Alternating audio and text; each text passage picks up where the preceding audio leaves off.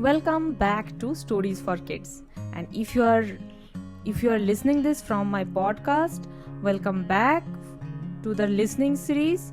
And if you are watching this from my YouTube channel with Sudeshna, then also please subscribe and don't forget to press the like button if you are new to this channel. And also share with your friends and families who are interested to listen or watch these stories. So kids, today I am going to start a new series that is from the book 365 Tales from Indian Mythology. So these mythologies are very important to know, and I actually I used to read a lot those mythology when I was kid. So if you already are reading these stories, very good. If you are not reading these stories, you can at least listen to these stories before sleeping. So today's first story is The Curse. King Dasharatha, the noble and courageous descendant of Surya dynasty, ruled over the kingdom of Kosala from the capital city of Ayodhya. He had 3 queens, Kaushalya, Sumitra and Kaikeyi. Dasharatha was blessed with fame, glory, peace and prosperity. But he has one great sorrow. He did not have any children. One day, King Dasharatha went hunting in the forest. He and his men roamed the forest when suddenly they heard a gurgling sound in the distance. Thinking it would be an animal drinking water, the king shot his arrow in that direction. When Dasharatha came to the spot, he found a youth lying seriously wounded by the arrow. He was Shravana Kumar, the only son of an old and blind couple.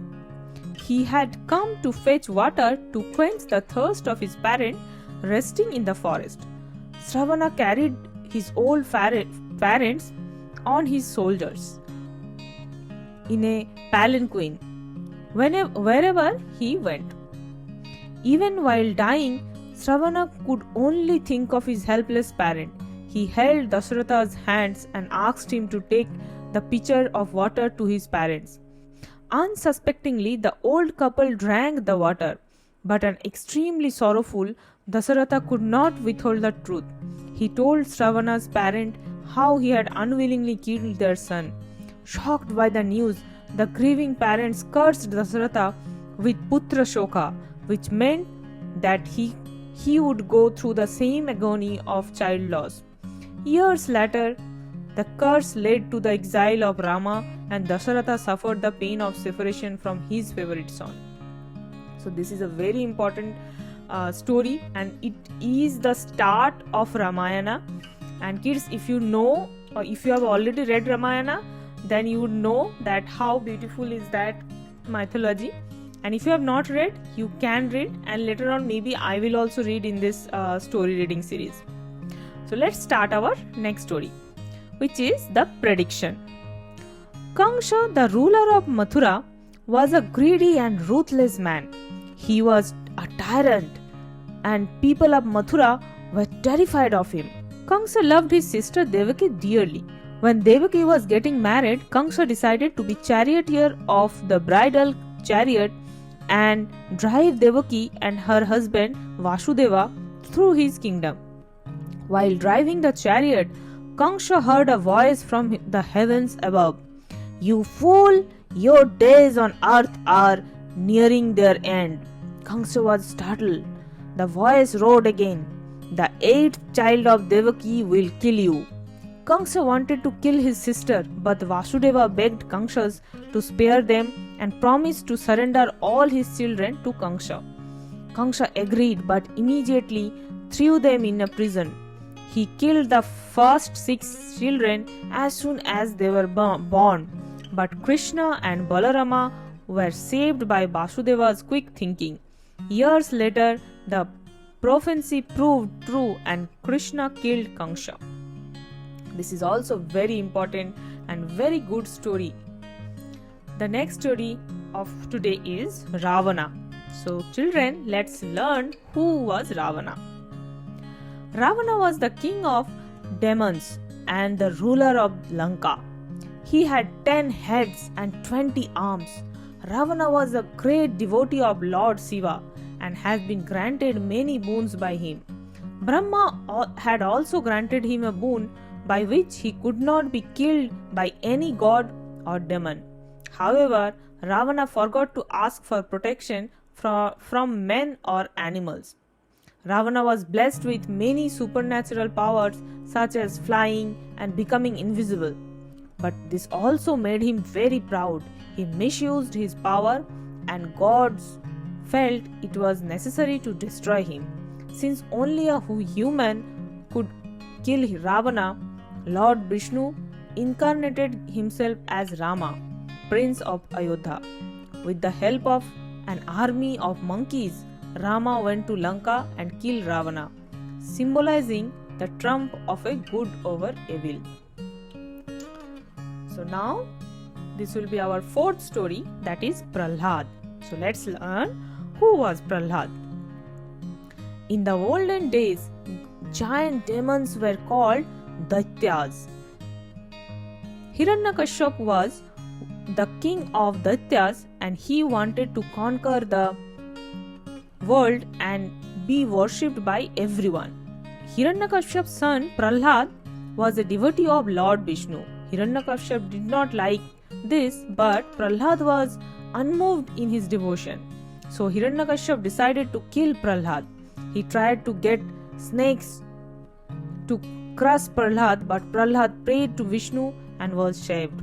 The Hiranyakashipu tried to throw Prahlad from cliff, but Prahlad escaped. Finally, Hiranyakashipu called his sister Holika, a she-demon, to kill Prahlad. Holika had been given a boon that fire could not destroy her. She decided to take Prahlad in her lap and sit on a burning pyre. As the flames engulfed it from Prahlad, called aloud for Lord Vishnu's help. To everybody's surprise, the fire slowly consumed Holika and she burned to death. Prahlad emerged safe and sound. So in the mythology, that's how you will know again and again how God helps human who are very good, and also humans sometimes also how they become devotee of God, and these type of things again and again it will come. So now I will read the last story for today. The story name is Rama is Born. We already know how Dasharatha got the curse, that he will also feel the same putra shok. That means his son also will go away from him. So now we'll read how his son, that is Rama, is born.